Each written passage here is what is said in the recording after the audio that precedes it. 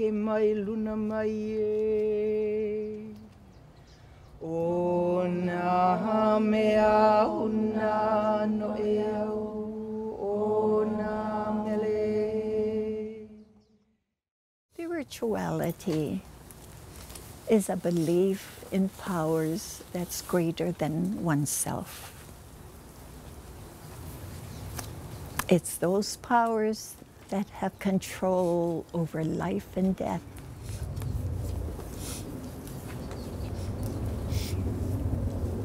In the Western way, we talk about religion. And religion comes from institutionalized beliefs that is external of self. The Hawaiian way is spirituality is within each and every one of us. And how do I know this? Because Hawaiians have the word aumakua. Aumakua are deceased ancestors who have been elevated to that level of becoming a deity. And these ancestors are not personal people that you know of, because it goes way back into time. And aumakua in your genealogy lets you know their DNA from way back when is evident in you today. Think about all those efforts on DNA and people finding out areas of ethnicity they never dreamed they had before. Now, Hawaiians knew this, and we called it aumakua. But now science is catching up with us. And we look at it as DNA. Within spirituality is the concept of mana. That is spiritual power. It is that life force that everyone has. It is energy. Some people are born with more mana because they've been selected by the aumakua to receive that ability. Others have the potential to tap into mana. And they can do this by learning, by being taught.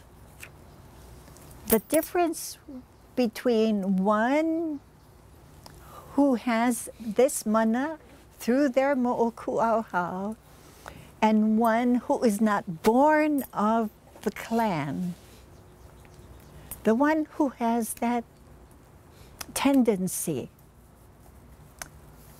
generally picks it up faster. It makes sense for them. The other one has to learn, what does this mean?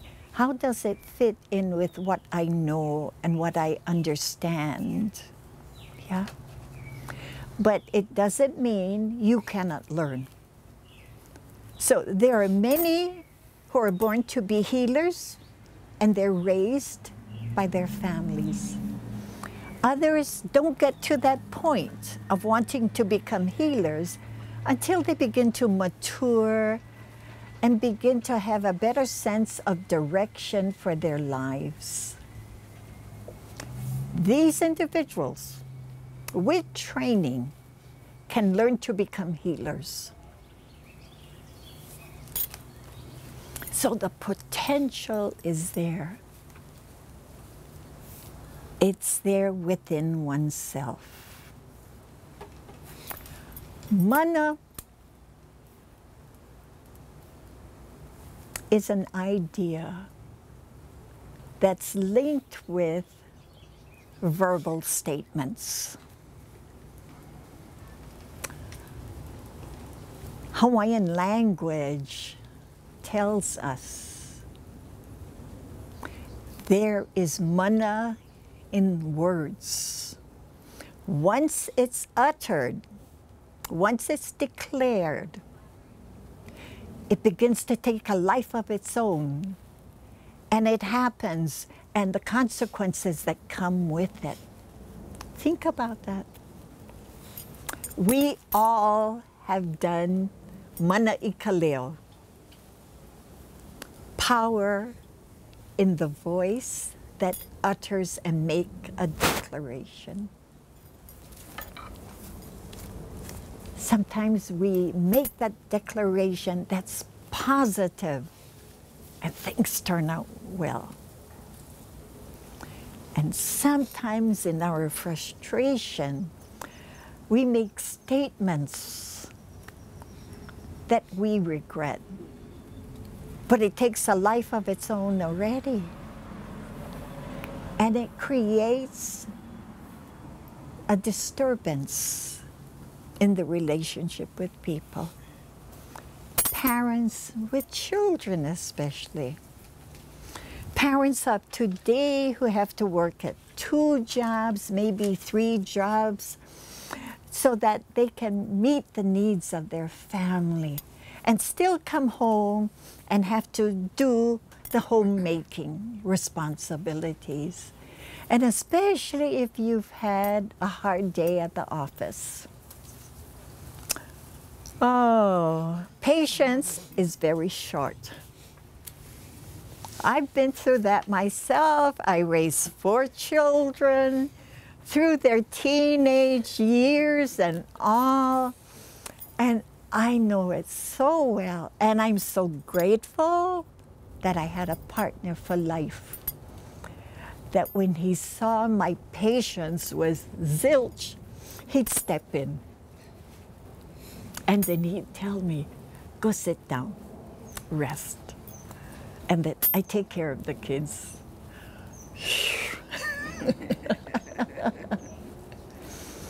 Or if you've used Ho'oponopono with your family, the kids know and they pick up, where is this reaction coming from?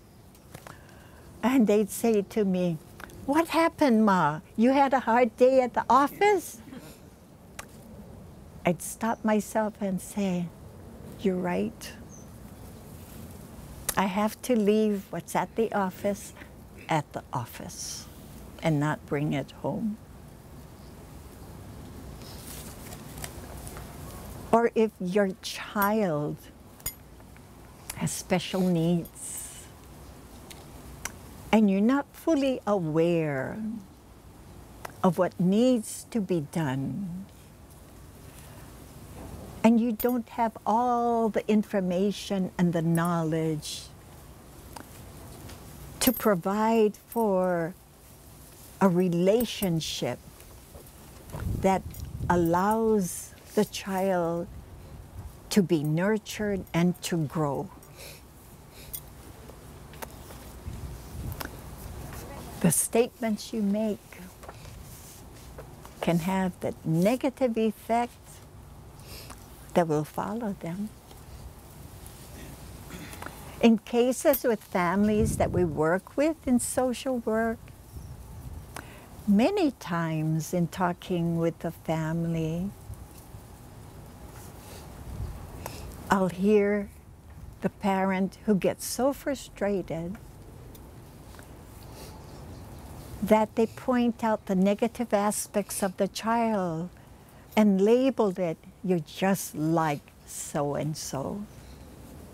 So-and-so is incarcerated. What does that tell the child? If I'm like so-and-so, does this mean I'm going to get into trouble and become incarcerated?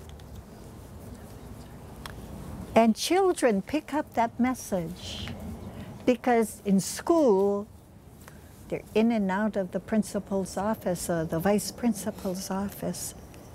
So they pick up that mana and they begin to accept it because they're not hearing anything good about themselves. So mana I kaleo is power, spiritual power that takes a life of its own. If it is positive, it goes in the positive direction.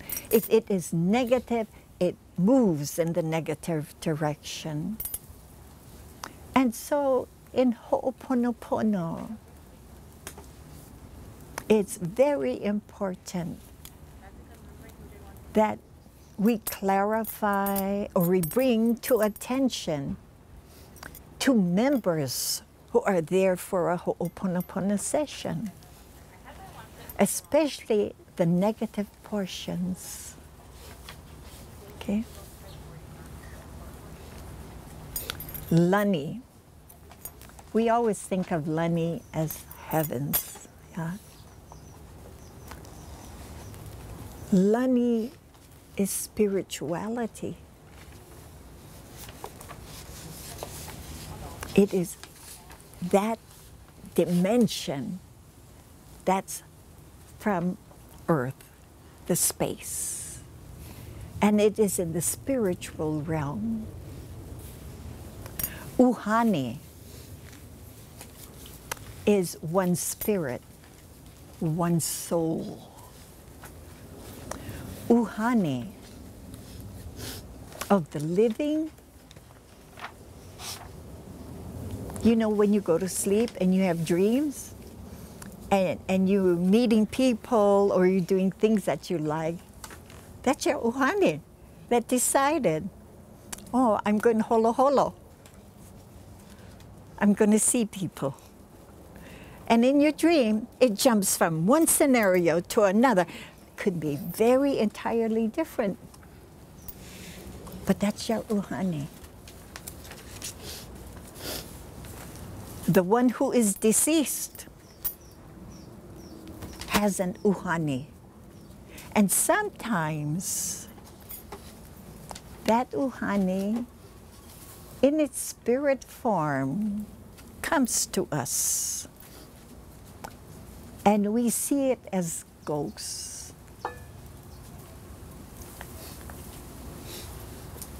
I've had a situation where this little boy could see ghosts. And while in school, a lot of the ghosts were in the bathroom. And therefore, when he saw the ghosts, he couldn't do what he wanted to do. And so he'd leave. But you know, to suffer the whole time, because you gotta go, but you don't dare go there because all those ghosts. What's going to happen to that little boy? He's going to have an accident. And when he has an accident in front of his friends, elementary school, just going into intermediate, friends can be very cruel.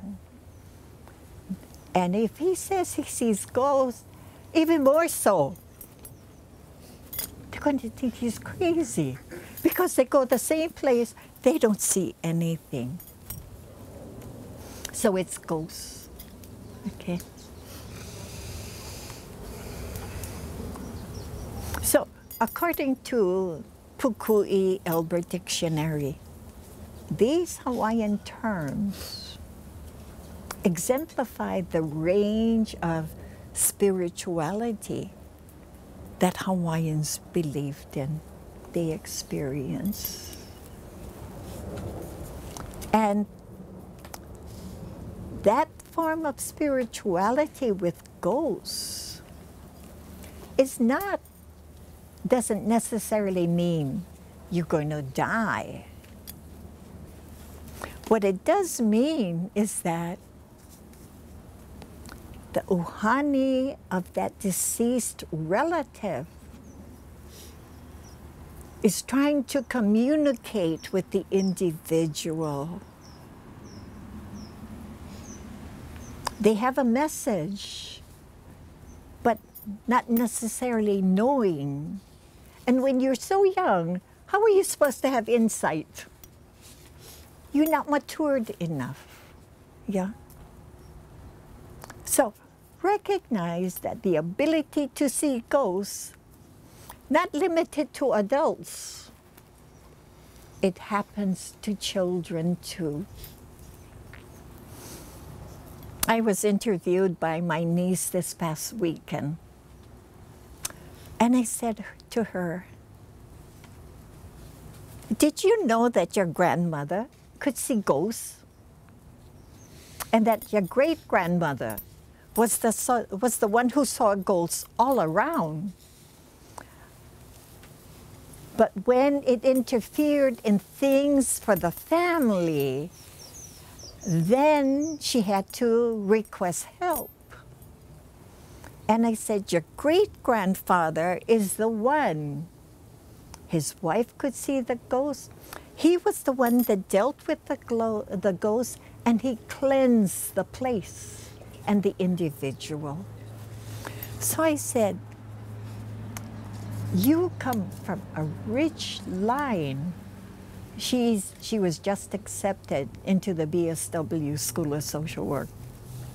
And so I wanted to open the doors for her, that it's important that she connect to that Hawaiian place of mana, yeah? So, communication with the spirits, they come out of love, rarely, especially if it is the ohana.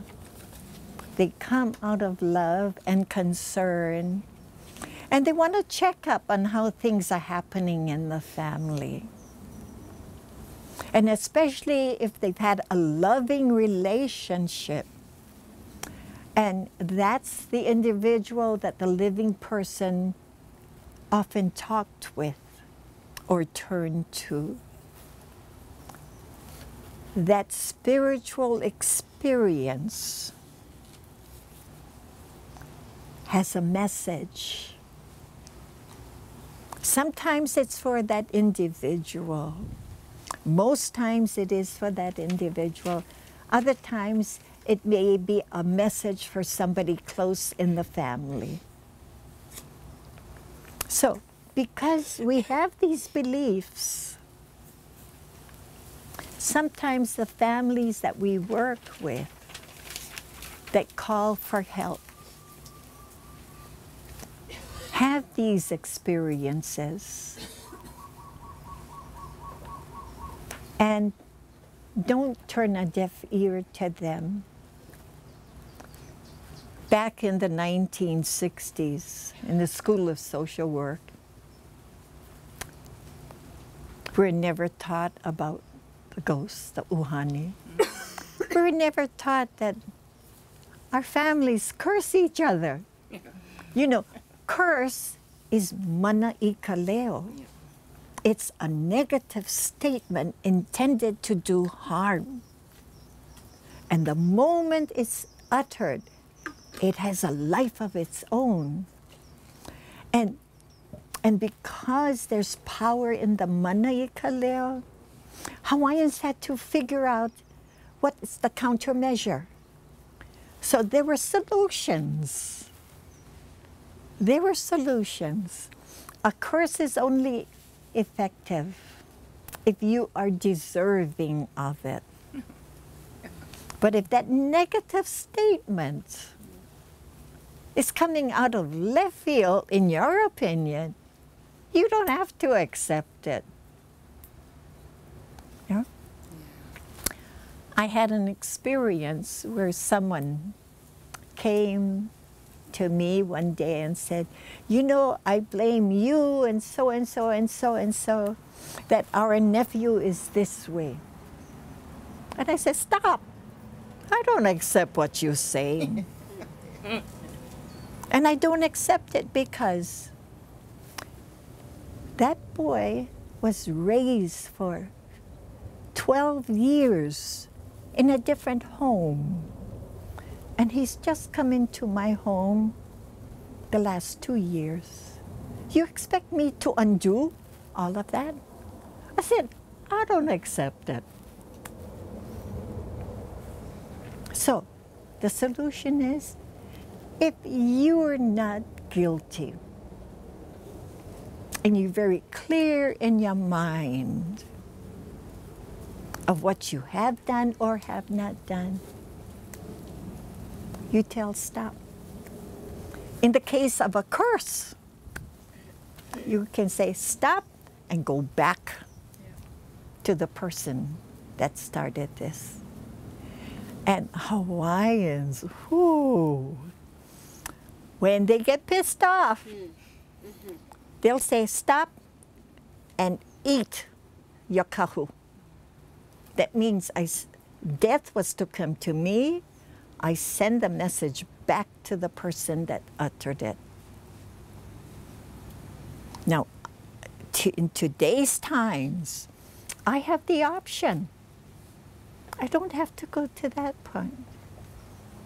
Because it creates another pilikia, another level of pilikia. And I stop it and don't let it bother me. And you have to acknowledge it. Okay?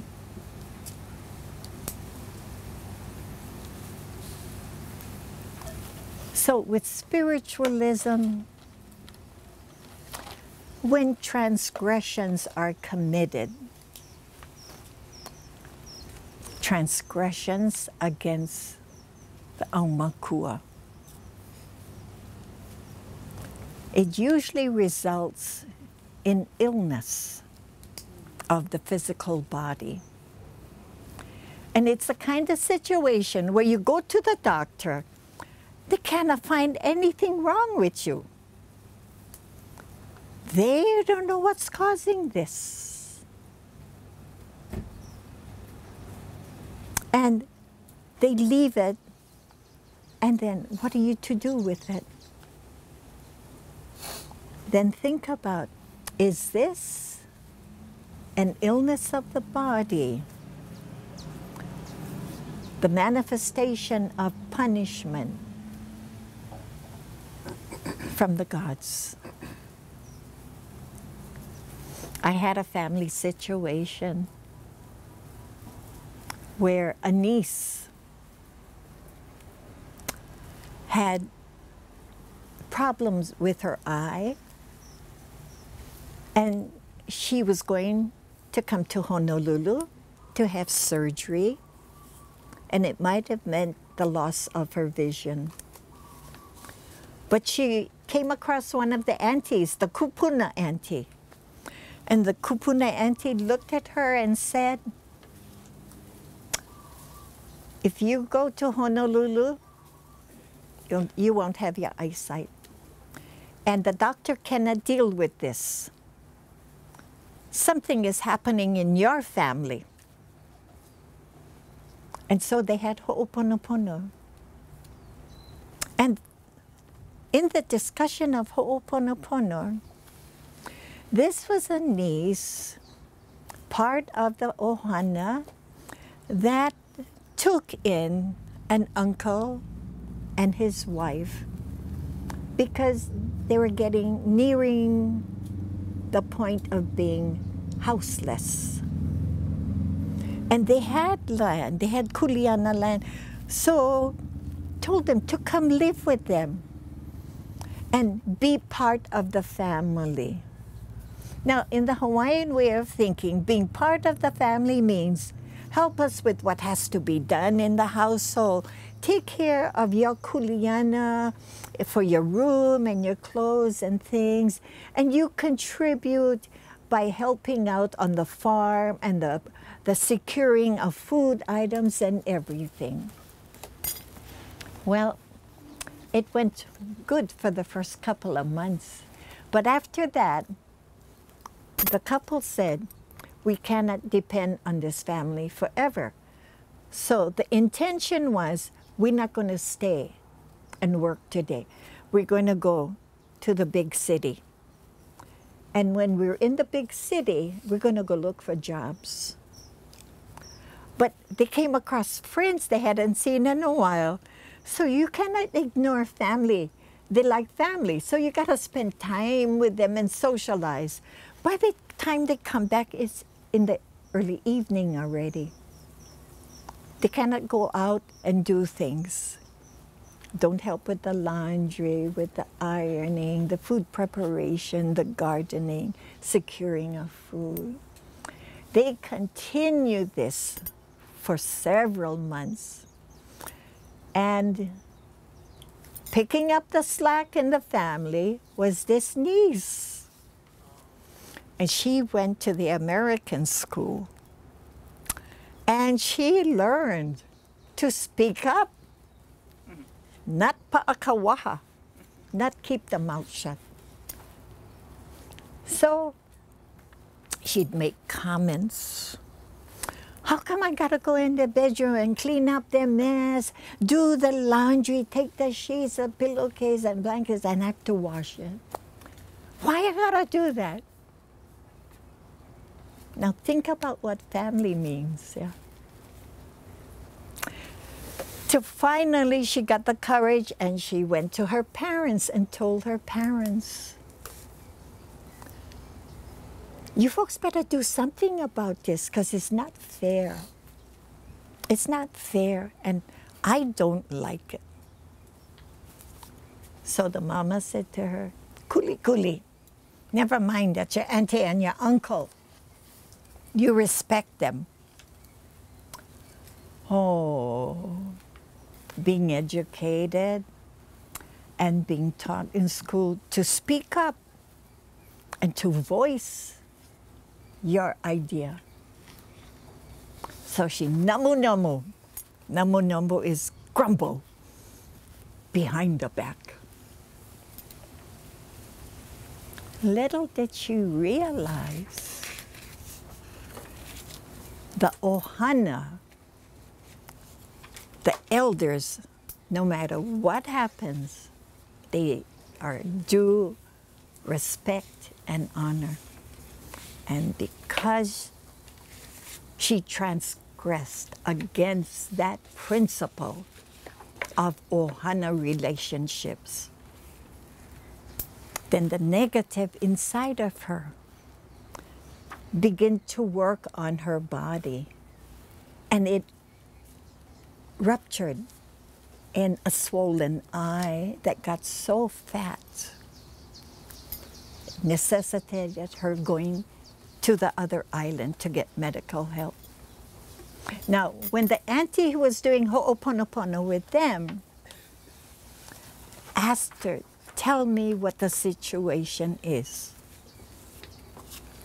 So she pointed out to the girl, she needed to obey her parents. She went to them, and even though they told her to kuli kuli, she still complained. Hihia, pilikia.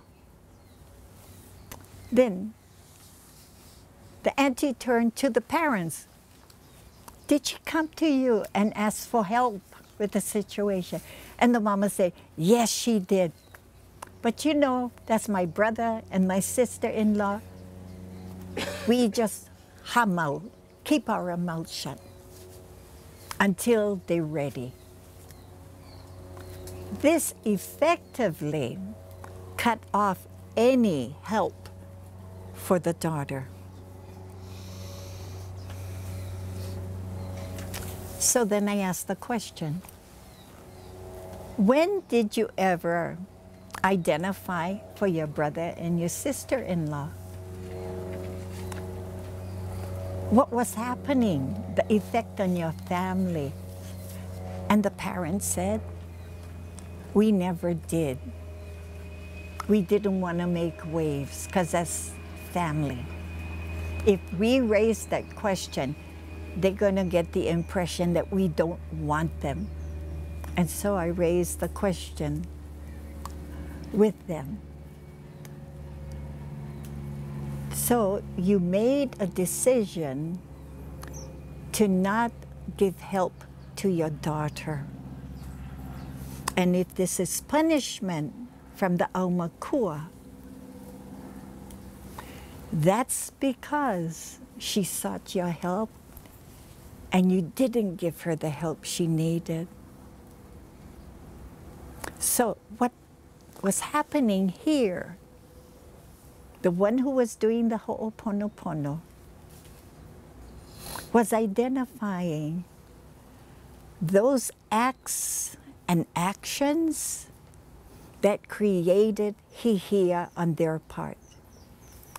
And on the parents' part, they're always right, but their lack of action contributed to the girl having to suffer through this. Now the next party was the couple.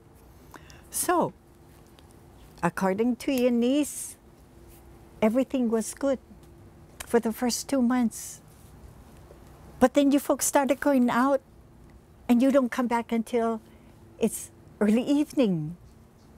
Just in time to sit down and eat and then talk story and then go get cleaned up and then you go to sleep. So, was your niece's version accurate? And they said, yeah. So the question posed to them was, what was your reason for not following through with your kuleana? Getting to their acts of commission in creating a pilikia. And they said, well, we wanted to be able to be more independent, and we thought if we go out and look for a job, we might be able to find a job and then move out on our own. The question posed to that couple was, did you inform your intention to your sister and her husband so that they would know what is happening? And if they had that information, they would have been in a position to explain to the daughter, Ho'omanawa nui, auntie and uncle, looking for a job so that they can move out on their own. If we had that information and we were able to talk to our daughter, then maybe she would not have had this illness. So the lack of communication, yeah.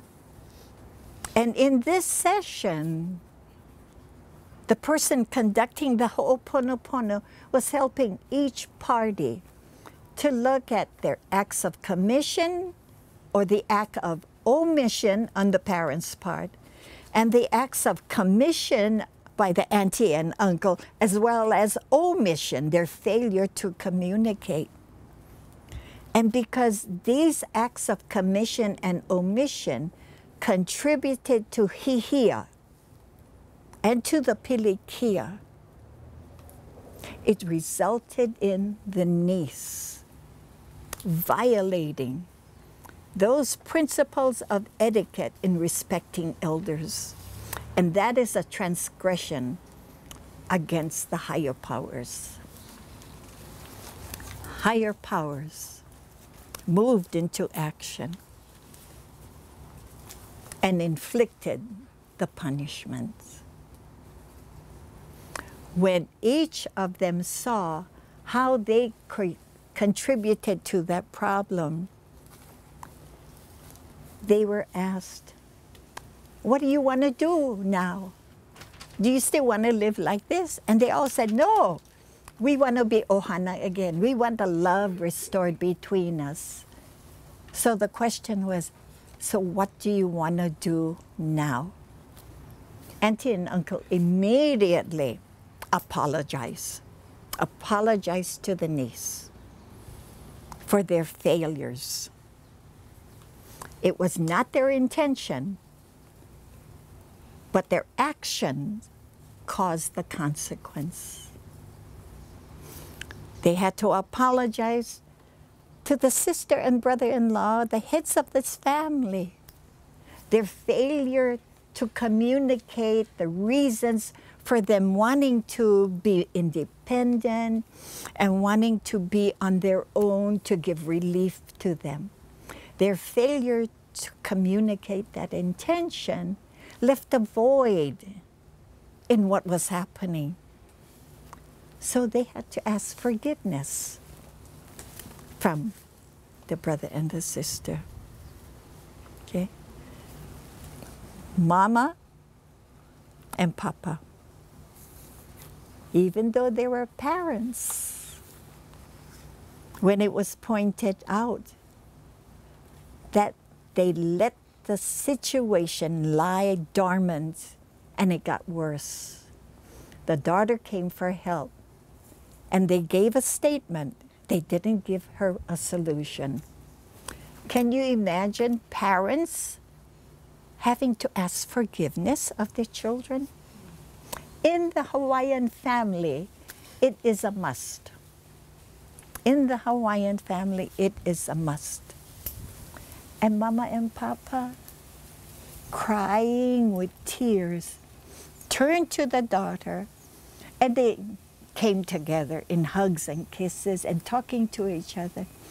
We didn't mean for this to happen. We were just waiting for Auntie and Uncle to get their act together, but instead, ours not giving you the help you needed contributed to this illness in the eye. We are so sorry. Please forgive us. We love you. We don't want anything to happen to you. So, each of the parties were helped to identify how they contributed towards creating this negative situation. In Western way, families of today have hard time talking about what they do to contribute to pilikia. They are more interested in placing blame on someone else.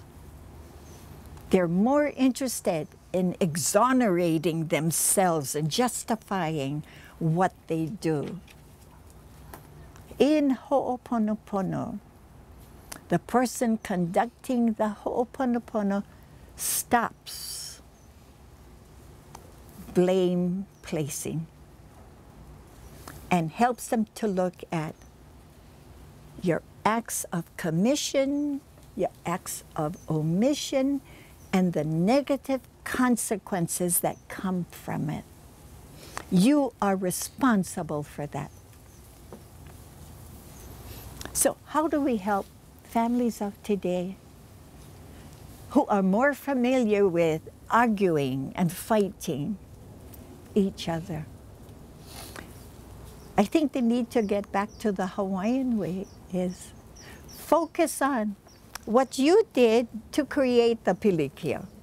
What you did to create the pilikia. What you did to create the pilikia. Because it takes two sides for a pilikia to occur. If, like earlier, mana'i ka leo, if someone says to me, I blame you, I say, stop. I don't accept it. I'm not guilty. Yeah? But had I got offended by being blamed, I would have exacerbated that situation, and I'm sure that the relationship would be okay. So I think Hawaiians were so wise in knowing that when you have hihia, that is an entanglement of the relationships. And it's based on how you, in your actions or lack of actions, have contributed to a problem. The resolution for them is forgiveness. Because they know that what they did created pain and hurt in the other family members. And because what they failed to do or what they did inflicted pain and hurt, they are responsible for that result. It's so easy today, people will say, well, I didn't intend that. The haku has to be able to point out, even though you didn't intend it, that is the effect that followed what you did. And therefore, that effect, the consequences, also belongs to you, nobody else. In Ho'oponopono, unlike the justice system likes the idea of mihikala inoki, the forgiveness rituals. But unless the individual who has done acts of commission and omission is humble, and unless they intend for love to come through again, it means they got to reach deep inside the na'au. It's got to come from the na'au. In other words, if you say, forgive me, I love you, I want everything to be happy again between us, it has to be genuine. Form is saying, I'm sorry. I know I did that, but I never intended to hurt you. That's form. Essence is, I did this and I know on your part it was like knives cutting into your heart. And I am so, so, so sorry for that because I love you. It was selfish of me to only think of myself and not to think about the effect it was going to have on you. Please forgive me. That's the Hawaiian way. The articulation of the acts of commission and omission, and the manner in which the sincerity and genuineness comes across together. Big difference. Yeah. So it's helping families of today who don't have this kind of experience to have to help them to what do I mean by genuineness, sincerity. And sometimes I have to do exactly what I went through with you folks right now. One was the form, the words. I said all the right words, but it was only from the head up and out. The Hawaiian way is I say the words that you will understand and you will know that I have given it deep thought. And as I talk about it, I express myself with so much love and regret and remorse. You pick up the genuineness. So it's that quality that is required in this form of a solution to pilikia, to hihia. And when a person is able to do this naturally, you know that they are in tune with the po'o, the piko of the po'o, the piko of the na'au, because they're doing it with the living relatives. And that it's not going to pass on to the piko of the ma'i for the future generations, because it's going to be cut right there. The alignment is in balance. That is pono.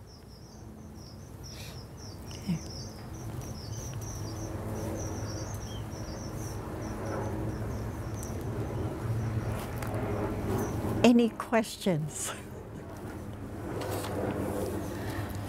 I've covered this before in previous sessions, but many of you are new.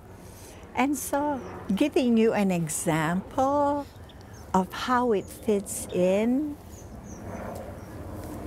the key concept in the Hawaiian way, Nohona way, is form and essence together. Don't just do form, heavy on the upper part. It has to be together.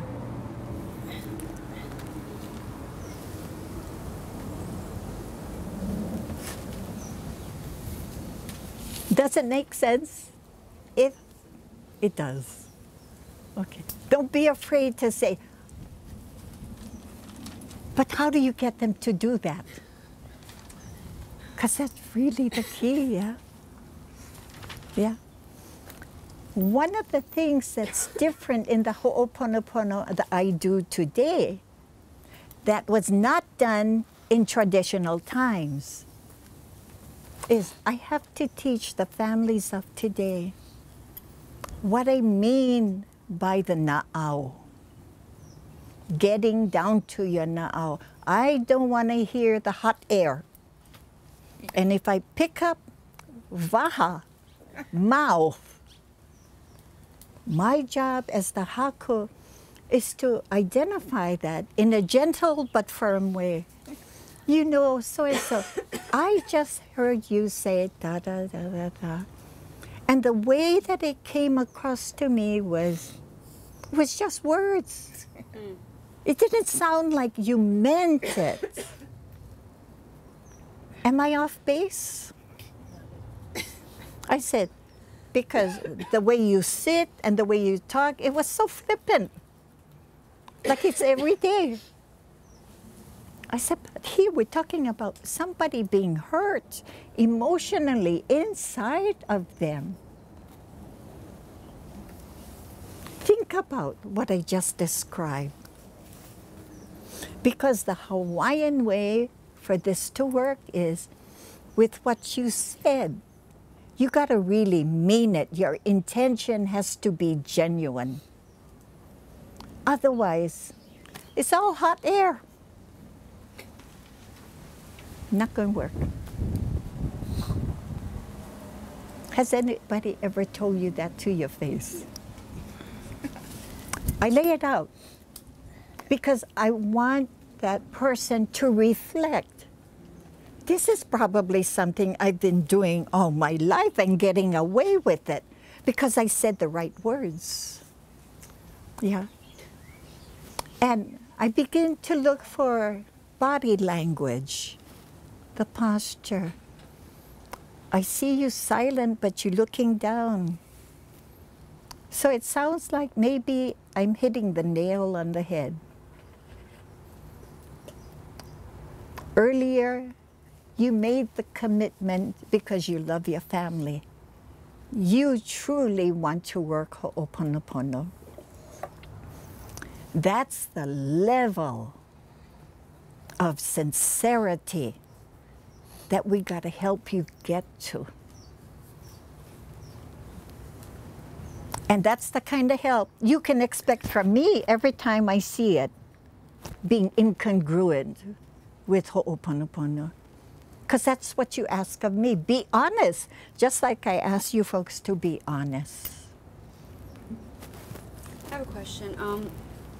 And this sounds like Va itself, but how in the modern world, when we have instances of ADHD and other learning disabilities and a lot of other pilakia that has come down that affects mental stability, when somebody has the intention and yet the impulse control issues, where does Ho'opono, how does Ho'opono help that when the person means well or has good intentions and is working to change those, the expression of that also, but keeps failing? And it's hard for the surrounding family members to understand or to, because it does hurt them. Yeah, because of the special circumstance, the individual doesn't have the full capacity to pick up and understand and change behavior immediately. The rest of the family have to learn to understand that. That's a given. What it does mean is we have to have the patience to repeat and repeat and repeat and repeat, keeping in mind that in this moment in time, when the incident happens, that's all that we can expect. What if the family is in the place where they can no longer be patient? I am the person who's got ADHD. I am the person who repeatedly makes mistakes at my husband's expense. And he has reached a point where it is no longer easy for him to have patience. At this point, you know, like you said, you hear that to your face every day. If I go, you know I have ADHD, you know I'm trying harder. It's not enough. It's not enough. He's tired. He's tired. So how do I summon up the strength to be patient for his exhaustion and to be able to, because I'm ambitious. I go for a lot. I do a lot. It doesn't feel possible for me to slow myself down as far as, you know, I try to take stuff off my plate, but I'm ambitious. I'm hungry for life. Yes, yes, yes. Despite the ADHD. So how do I help meet my kuleana to him, being conscious of that, being conscious of my own shortcomings and the things that inhibit it, but how do I overcome that through ho'oponopono, I guess is what I'm asking. Okay. You just have to keep working at it. But I think you got to pick up the cues when you begin to see his frustration level is escalating. And initiate with him your recognition. Maybe he needs some space. And because I can't always control on my side, though I try as much, but I want to give you permission. Maybe you need some space. You have to be able to identify what you mean by space, what you can tolerate, yeah? And talk it out with him. So if you can initiate, giving space is one of the ways. And there may be other ways. You're going to raise your hand. No, I mean, that scenario that you painted of this girl with her eye, and being Hawaiian, but yet so disconnected from these practices of ho'oponopono and the Hawaiian way. So if you have family issues that are going on and someone's sick in the ohana, how do you get their buy-in to want to sit down and be open to trying it this way as Hawaiians? Because change is a really hard thing, and we are in the head, unfortunately. So that essence of what you talk about as Hawaiians is a practice, is taught, is seen. So how do you get a family to come together and agree to, like, because people get defensive. Yes, they do. And yes, they they're do. guarded, and those guards are up. And Yes. not everybody's open to forgiveness or even accepting the fact that they might be part of the problem because they're too busy pointing the finger and taking that focus off of them. And so, like, that ideally worked out beautiful for this girl and this family, but like to get to that level is like how? That's How the do you get modern. a whole bunch of people to come together and do that. That's the modern phenomena. It's the modern phenomena. So this points out the need for sharing of information to help individuals understand what's required of them to participate in Ho'oponopono. And in your scenario, there must be times when the both of you can talk out what will work for the two of you. It comes down mostly to Kuleana. It really does. I'm improving in so many other places, but neglecting what's important to him and finding that. So I guess I'm just trying. I guess I have to accept that it may not even be the ADHD, that it may be my intention. It may be if I'm not valuing or respecting what he needs and taking that responsibility. Too much focus on the Kuleana only identifies hihia upon hihia upon hihia. It's like throwing in the kitchen sink. Recognize the need of each of you. Be astute to the nonverbal language that you give each other, and pick up the cue and say, it's starting up again. Can we sit down and let's look at what would be your needs, because I'm still trying and I know I'm not hitting that benchmark. I can see that working. Yeah. Focus on him. What are his needs? You're giving of yourself in a different way. Not Kuleana now. In a very deep, humanistic way. That is quality. That is love. That is aloha.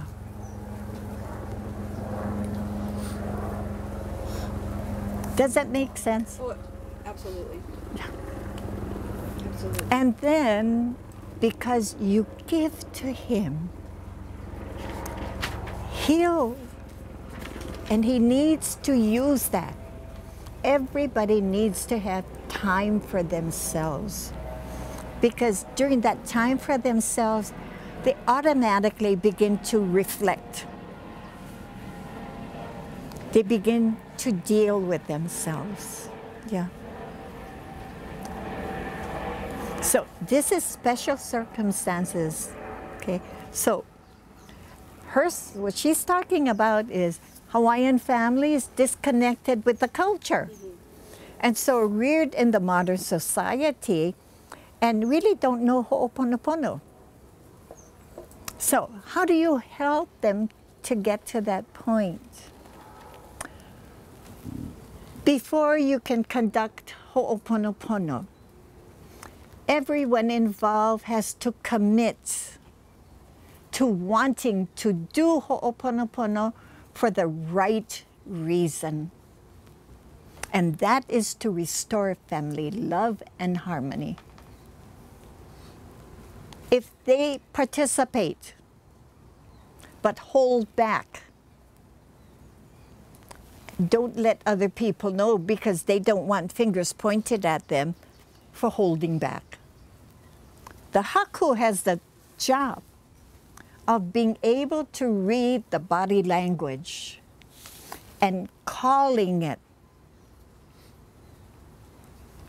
So in my work with families of today, I make an assumption they don't know Ho'oponopono. So I describe Ho'oponopono. And I tell them about the essential attitudes and the essential procedures. If you participate because there's an image of your family that you have experienced where there's love and there's concern for each other, and you want to have that harmony restored. That is with true intention. You also have to have the attitude of communication with aloha. That's an essential attitude. So for example, and when you talk with your husband, you can let him know, I love you and I picked this up. So if you need the space or whatever it is, tell me. And maybe that might be the path that we can go through. So when you communicate with him, it's not like 1, 2, 3, 4, 5. Yeah. It's coming because of your love for each other. So communicate with aloha. And if you communicate with aloha, it's a communication that promotes understanding. It's not a communication of getting your point across. Big difference. Yeah. Big difference. Minor detail. That's a big difference. Yeah. And so in preparing families who have hakaka with each other, I give them examples of the attitudes. The other one is you have to be ha'aha'a. You cannot be the all-knowing at all. Because my job is going to point out to you, you got to calm down. You have to act more humble. And then I might ask, in the past, you know what humble means? Because I'm trying to figure out if they know it. And if they don't know it, then maybe I have to describe it, yeah? So I asked a pointed question. In the past, have you had an experience where you were humble? Because the true intention, that's what I'm searching for. So as the haku today, my skills as a social worker come to bear. I raise those questions that draw out information about their life experience before coming. So I can get a sense of, if they have no inkling of what that means, then maybe they're not ready. That's going through my mind. And I let them talk it out, yeah? So being very humble. And you can pick this up in the manner of one who's egotistical, the one who knows it all. That nobody can tell me what to do because I'm right. And then I have to lay out that in Ho'oponopono, everybody has their own truth. Everybody has their own perspective. And in Ho'oponopono, we respect that. So, your perspective is only one among 9 others. And I intend to honor each of their perspectives, their truth. But in my mind, I'm wondering, I have to lay out all the facts, the attitudes. But if it means this person is not ready for the undertaking, I have to be very honest. Because as I go around, I'm confirming people's perspectives and the way they see things. And I have to be honest with that person to let them know, this is what I perceive from you.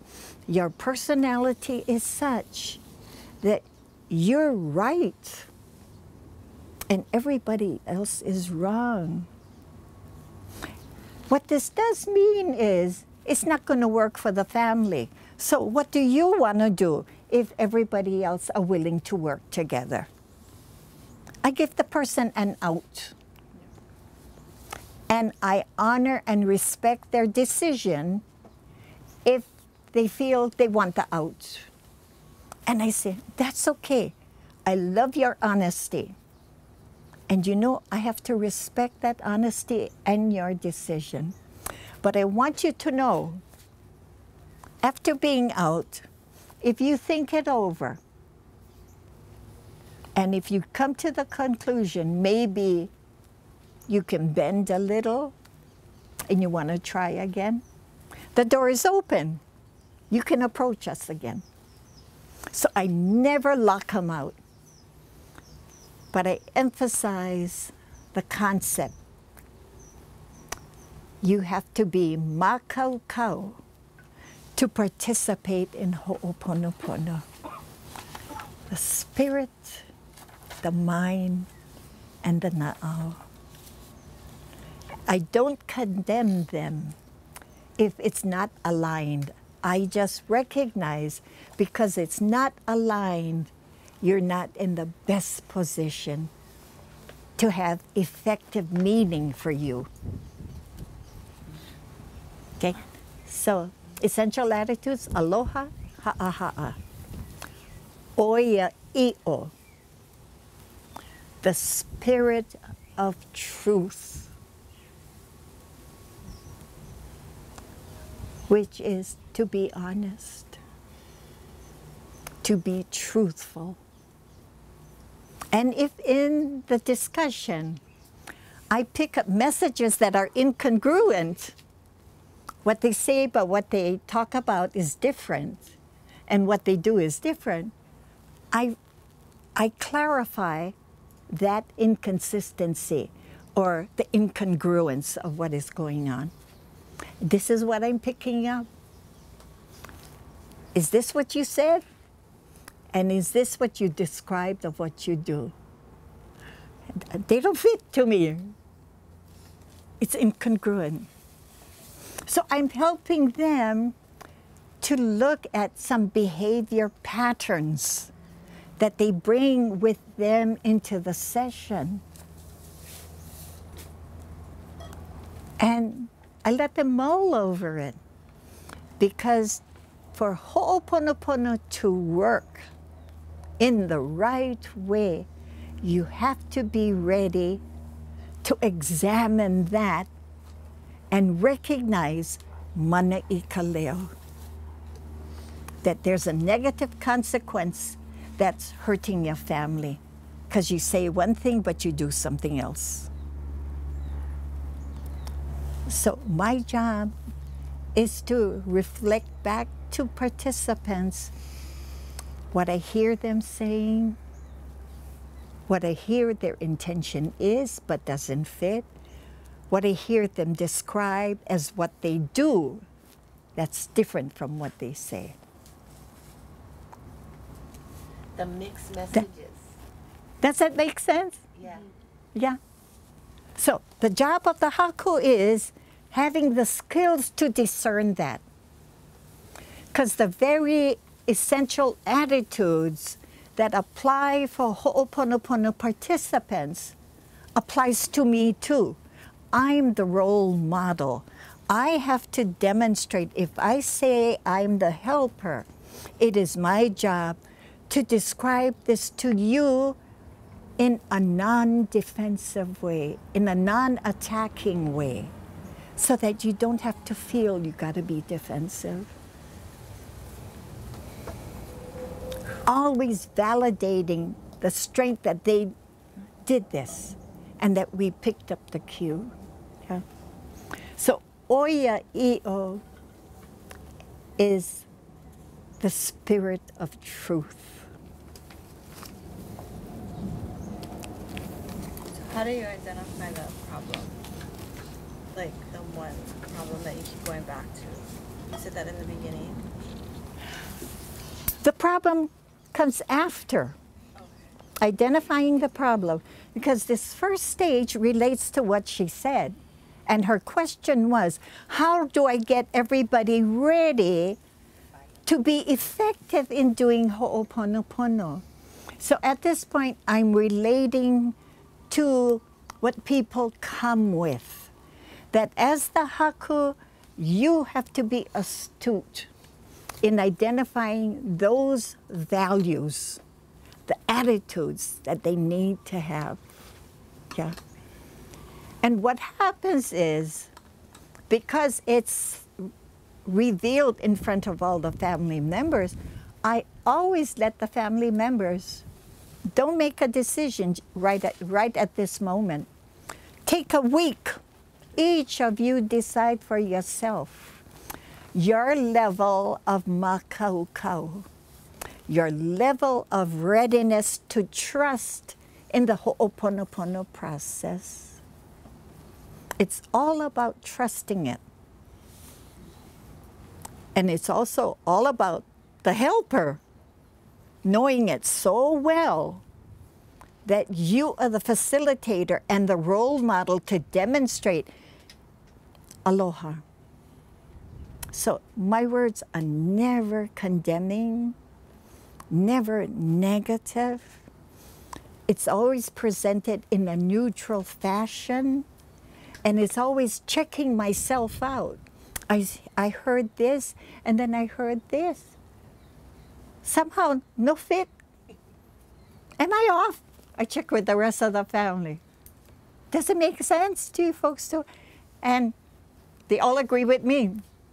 So I said, help me understand where you're coming from. Yeah. Okay. Belief in pono. The recognition that having harmony and balance within each individual of this group, the family, is important to me. I buy into that. And because I know pono is a goal that we always strive for, because we're not gods. We're humans. We're going to make mistakes. And so every day, a lot of what we do is pono, but maybe some things kind of off base. And so you're off balance. So it behooves me to realize, oh, babies, I'm so sorry. You're right. Mommy brought home the pilikia from the job.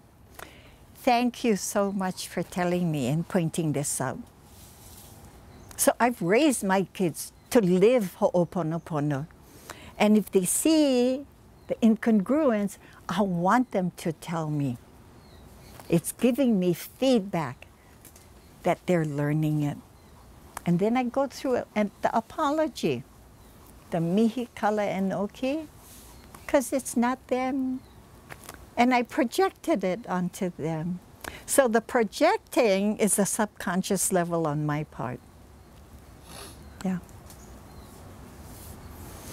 But then sometimes there's a parent who projects or goes to the level of transference, because when they were young, they were abused and beaten, and the children get the same kind of behavior patterns, and all that parent knows is beat them until they cannot walk.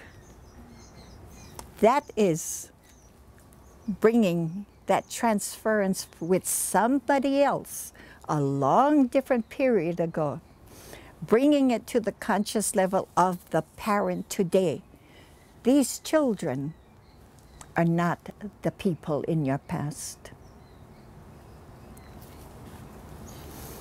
I had a situation where Mama took in family members and didn't feel they had the economic finances to increase the household by another 5 bodies. But because the Hawaiian way is when your family needs help, you gotta help. So she bit her tongue and she did that. But throughout the years of being foster parents to the nieces and nephew, There were many times when she resented not being able to do things for her own children. But they managed to survive. And everything was okay. The kids grew up well. And then, you know, as it happens in life, sometimes husband and wife have a child they didn't plan for. It just came about 10 years later. But then suddenly with this young child, Mama gives in and does whatever the child does. On the one hand, it appears as if it is because that's the last I'm going to spoil. Yeah. But when there's a pattern of spoiling for ridiculous things, like this kid wasn't satisfied for the May Day program to get an Aloha shirt, a new Aloha shirt and good pants. He wanted to be spiffy. So he saw this jacket that would make him stand out. Well, the jacket for that kid in elementary school was going to cost about $45. It went against her better judgment, but she gave in. She couldn't say no. When he started crying, he couldn't say no. So I raised the question. When your children were this age and they wanted something like what he wanted, how would you deal with it? I tell them, we don't have the money and you're not going to get it. I'm not spending that kind of money for you to wear just for 6 months and then you'll never fit in it again. So I said, and look at how your children have turned out. Wonderful. They're your right arms. How come you cannot do it with this boy?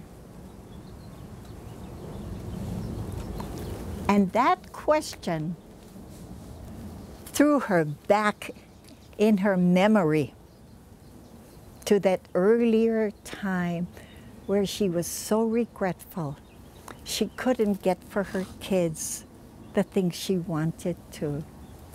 When she described that memory, I then said to her, so you're making up for lost time with them, with this child.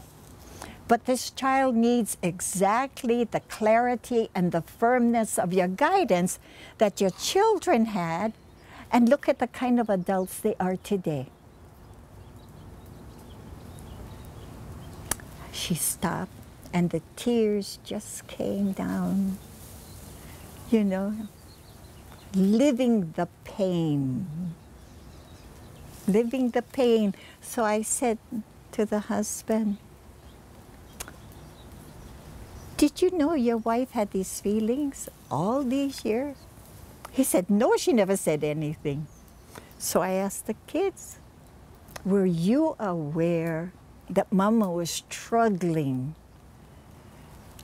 during this time with your brother because it had its roots when you were growing up with your cousins? And you know what they said to the mother? We were okay, you did us good. Exactly what I was saying. Look at your children now. They're good adults. They're good parents with their kids. You did a wonderful job. So then I turned to the husband and I said to him, so Papa, knowing this is how she felt those years ago, what you like do? She's crying, you know, because that remorse from way back now has a chance to come up. He didn't say anything to me. Stood up, walked to his wife, grabbed her, lifted her, and just hugged her and kissed her. But I listened, and he said, I'm so sorry. I didn't know I put you in this kind of position. You should have told me. And then she said, I tried to, but I couldn't come out with it. I'm so sorry. So both began to admit how they failed to make it work. Yeah. So I looked at the children while the parents are doing this. So I said, what you folks want to do to help Mama? I didn't have to say anything. They all stood up, hugged both parents. A beautiful demonstration of love in this Hawaiian family who always had love, and how they came together to take care of that eha. I let them go until gradually they started going back to their seats. So then I asked Mama, what do you think? How you feel now? And you know what she said? I'm so relieved that it's out in the open, because I've had this from way back when, and I didn't realize I was taking it out on my youngest son. So I said, you just reveal another layer we have to pay attention to. What are we going to do now that you know this? And how do we get the family to support you, to give you the strength to do that? Yeah. So in this case, it happened before this child was born. So that transference that perpetuate a negative response. Yeah. Yeah. So how do you begin to identify the problem? I begin with the first person who calls for help. What do you identify to be the problem? Who's involved in this entanglement that's a knot in your family? And so I hear it from one person. And of course, the next question I raised is, do all of these family members feel like you, they want to be involved? I can go two ways. I can say to them, get your family members to agree to want and come in. Or I can say to that person, let them know you call for help with this family pilikia, and you would like all of them to come and be present. Two ways, because as soon as I get them in, my job is to determine makaukau, the level of readiness. And in the discussion of the level of readiness, they're all giving me their versions of where the problem is.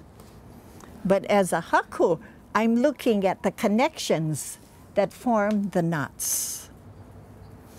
And I will identify that as my perception from what each of them said.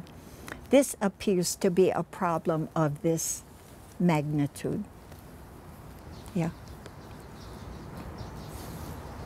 And truly, this is what I call a preparation period. When you go out to buy your homes,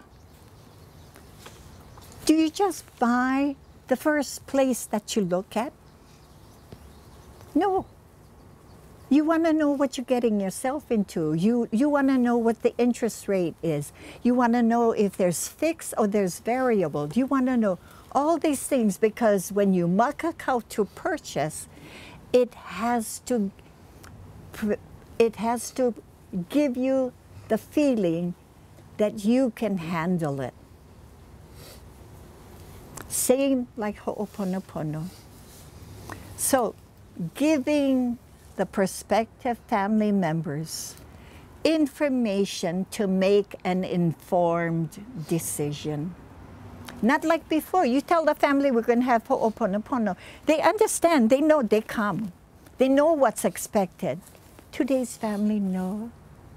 Sometimes this preparation phase takes me 2-3 sessions, because I'm picking up with the nuances. And I'm always looking at, is this person, how makaukau is this person? How makaukau is this one? And then I have to let them think about it. So That's just the preparation phase to participate. When they make a decision to participate, they're very clear that these attitudes are the expected behavior patterns in Ho'oponopono. And that the attitudes are what's expected of me too. And if they think I'm going off base, I appreciate if they call my attention to that. It's okay. I want you to be honest about it, because I want the same privilege. So it's a two-way street. Now, Ho'oponopono in the traditional days, no more two-way street. It's all one way. And the haku makes that determination. And in the traditional way, the knowledge and the skill resides and remains in the traditional haku, unless they train someone in the family to take over that responsibility. Family situations today are so horrendous. The issue of disconnection is really very overpowering. I choose to go and incorporate an educational aspect in the Ho'oponopono that I do with families, so that they become knowledgeable about the information. Going through a Ho'oponopono session with me gives them that experience of what it's like and hope for the future. Very different. Traditional haku, go in, do the job, and get out. Today, if you go in, do the job, for them, they remain locked up with issues that are not dealt with. Let alone, they have no idea, because they expect somebody else to solve the problem for them.